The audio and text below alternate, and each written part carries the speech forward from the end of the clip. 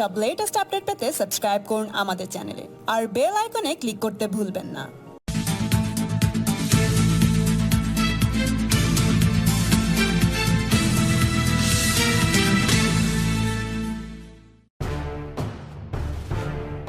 মোদির বুধবারের ব্রিগেড সভাকে ঘিরে চৈত্রের রোদ্দুরে সকাল থেকেই তেতেছিল শহর কলকাতা। মোদি আসার আগে পর্যন্ত একের পর এক ছোট বড় বিজেপি নেতা কাঁপাচ্ছিলেন ব্রিগেড মঞ্চ। তবে তাদের মাঝখান থেকে অবশ্য আলাদাভাবে নজর কাড়লেন তৃণমূল ত্যাগী যাদবপুর লোকসভা কেন্দ্রের বিজেপি প্রার্থী অনুপম হাজরা। তিনি বলেন, ভোটটা করার সুযোগ করে দিন, বাকিটা ইভিএমে আমরা বুঝে নেব। একদিকে যখন সারা দেশে ইভিএম বিতর্ক নিয়ে শোরগোল শুরু করেছে বিরোধীরা, সেই জায়গায় অনুপমের এহেন বক্তব্য যে নতুন করে ইভিএম জল্পনার বাড়তি ইন্ধন দেবে তা বলার অপেক্ষা রাখে না।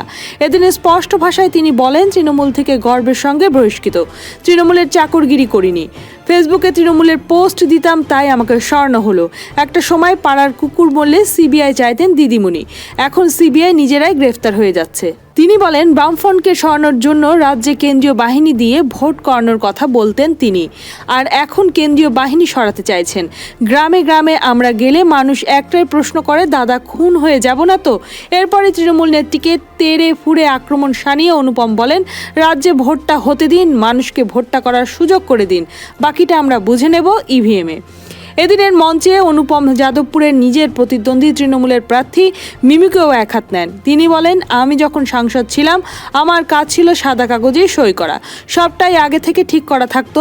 যাদবপুরে আমার যে প্রতিদ্বন্দ্বী তিনি একজন অভিনেত্রী, এর কারণ এটাই উনি তো শুধু সই করবেন আর নিজের জগতে ব্যস্ত থাকবেন। ব্যক্তিত্ব যাকে কিনা ফেসবুকের কারণে বহিষ্কার করা হয়েছিল, কারণ কি তৃণমূলের যে সমস্ত কুকীর্তি আমি ফেসবুকে বলে দিতাম, আর তৃণমূলের চাকরগিরি করা সম্ভব হয়নি। পেশায় অধ্যাপক, তো সেই জন্য কিছুটা নীতিবোধ নিয়ে চলি। ভেবেছিলাম যেহেতু যে সাবজেক্টটা আমি পড়াই, যে বিষয়টা, সেটা হচ্ছে সোশ্যাল ওয়ার্ক। প্রথমবার যখন দিদিমণি আমাকে সুযোগ দিলেন রাজনীতির ময়দানে নামার, অনেক কথা দিয়েছিলেন যে তুমি সোশ্যাল ওয়ার্কটা আরো ভালোভাবে করতে পারবে, কিন্তু এমপি হওয়ার পর দেখা গেল আমাকে সাদা খাতা ধরিয়ে দেওয়া হলো যে এখানে সাইন করো, এখানে যা যা কাজ করা হবে আগে থেকেই ঠিক হয়ে থাকে, তোমাকে কেবল সাইন করতে হবে। তো এরকম সাইন করার রাজনীতি তৃণমূল করে, যার জন্য দেখবেন যাদবপুর মানে যেখান থেকে আমি দাঁড়াচ্ছি সেখানে এমন একজন ব্যক্তিত্বকে দাঁড় করানো হয়েছে তৃণমূলের তরফ থেকে, যে কেবল সাদা কাগজে সাইন করবে আর ব্যস্ত থাকবে নিজের জগতে। অদ্ভুত এক রাজ্যে বাস করছি আমরা।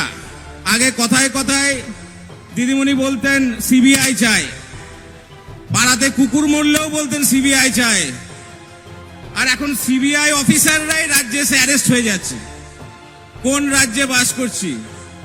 2009 সালে যখন পশ্চিমবঙ্গের লোকজন সিপিএম এর প্রতি বীতশ্রদ্ধ হয়ে সিপিএম কে প্রায় বর্জন করার সংকল্প নিয়েছিলেন, তখন দিদিমণি বলতেন 2009 সালে সেন্ট্রাল ফোর্স দিয়ে ভোট করাতে হবে, আর এখন সেন্ট্রাল ফোর্স এলে দিদিমণি ধর্নায় বসে যাচ্ছেন।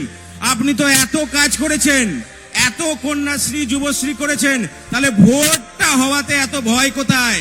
ভোটটা হতে দিন, মানুষকে ঠিক করতে দিন, মানুষ কোন সরকারকে বেছে নেবে।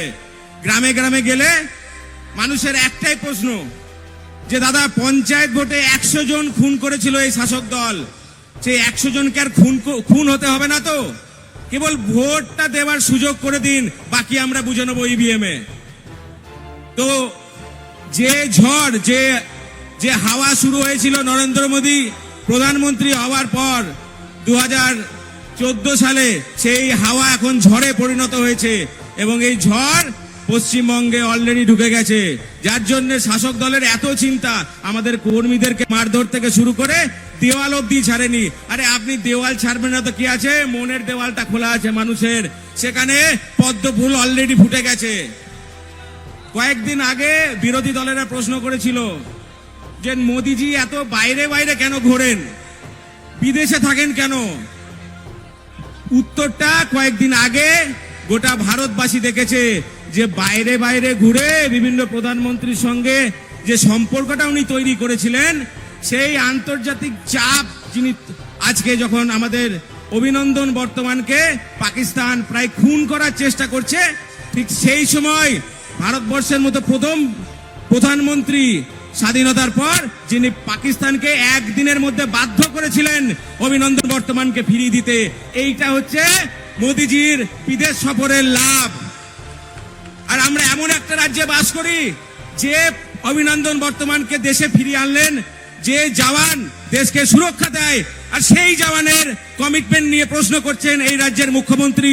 আমরা এরকম প্রধানমন্ত্রী চাইবো যে পাকিস্তানের ভাষায় কথা বলে? জনতা ঠিক করবে, জনতা সব দেখছে। নারদা সারদা তোলাবাজি অনেক হলো, এবারে পদ্ম ফুল সব জায়গায় ফুটবে। শুধু 23টা কেন, 42টা হবে। দিদি ভোটটা দিতে দিন, আপনি তো অনেক কাজ করেছেন, কিন্তু আর মানুষ ভুলবে না। আপনার কন্যাশ্রী সাইকেল, আপনার কন্যাশ্রী সাইকেলের মধ্যে কতজন তৃণমূলের নেতার রিলেটিভ, ভাই বাবা কাকা সাইকেল চেপে বেড়াচ্ছে, সেইটা একবার দেখুন। মানুষ সেটা জেনে গেছে। আর অভিনেতা অভিনেত্রী দিয়ে যাদবপুর জেতা যাবে না। তৃণমূলের নেতাদের অভিনয় দেখে মানুষ এমনি ফেড আপ, আর নতুন করে কোনো অভিনয় দেখতে চায় না। তো এইটুকু বলে আমি আমার বক্তব্য শেষ করছি। এবার মোদিজি আসবেন কিছুক্ষণের মধ্যে, বাকিরা বক্তব্য রাখবেন। ভালো থাকবেন, খুব তাড়াতাড়ি দেখা হবে। জয় হিন্দ, বন্দে মাতরম, জয় শ্রীরাম।